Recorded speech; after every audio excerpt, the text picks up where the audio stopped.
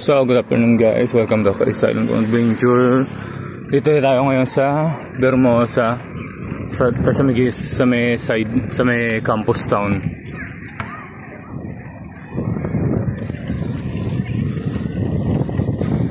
So, yan. 2 weeks din yata tayo mahigit hindi nakapag-bike. 3 weeks. Okay. Kasi nga, nagmahal na araw. Tapos nagkasakit pa tayo. So, yun. Back to start ulit. Napakita ko sa inyo.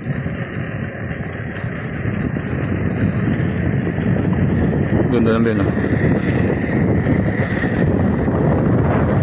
So, meron tayong bagong cycling short.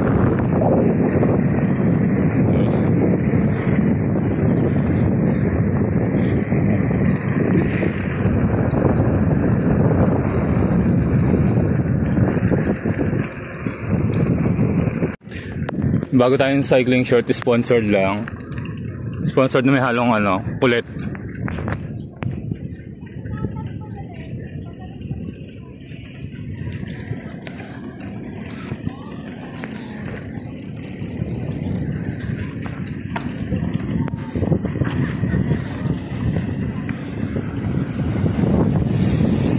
So, target natin ulit 40 kilometers so doon dati. Pero try natin kung malalagpasan natin yun. Kasi nga, ilang araw tayo wala akong bike. Pero kaya yan. Mamaya lang update. So as of now, nakaka 22 kilometers tayo.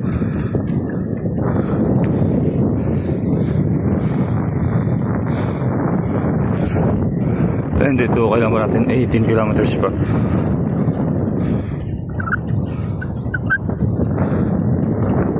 Marami nga dito nag-jogging ngayon.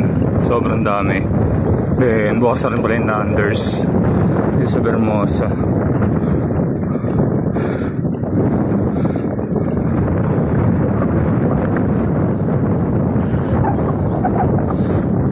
So, ito yung ibang lugar kasi traffic nandito sa kabilang side. So, dito ako sa kabilang side nag-route kasi may challenge din. May ahon. Siguro mga 1 to 2 kilometers lang to. Isang ikot na to. Pero okay na rin yan. So mamaya na lang. So as of now, nakaka 28 kilometers tayo. Sakto na yung pa-uwi yung bang 40 kilometers natin.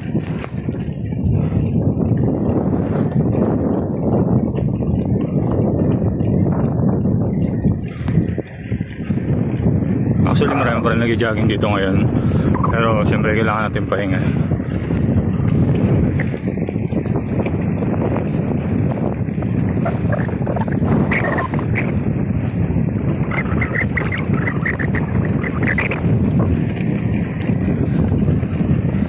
Update na ako mamaya pag nasa labas na tayo.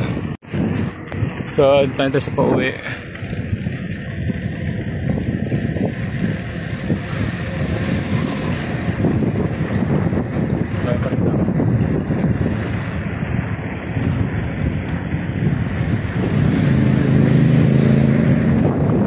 Tayo si Morgat sa kabilang side tayo dumaan para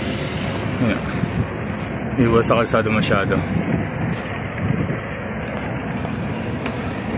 So later na lang ulit. Nakaka 30 kilometers pa lang naman tayo Hi. So as of now, nasa Buhay na Tubig tayo dumaan kasi dadaan muna tayo sa simbahan ng Imus.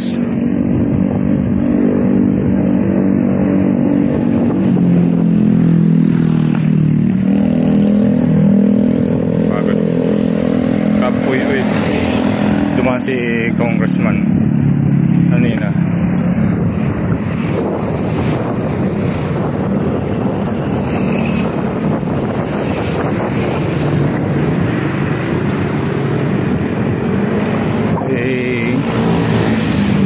Later na lang.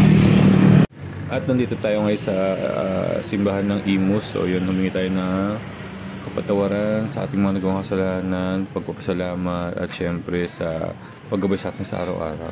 Yan. So done na sa 40 kilometers.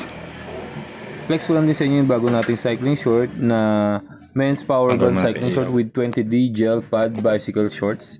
Na-order natin siya sa Lucky Sportswear. So kapag gusto niyo makita yung link or di kayo yung page niya, just comment down below, share ko sa inyo. Yung size type niya is a normal type, compression wear niya is a no. Sport type niya is biking syempre. Yung feature niya is wind resistant, anti-odor, quick dry.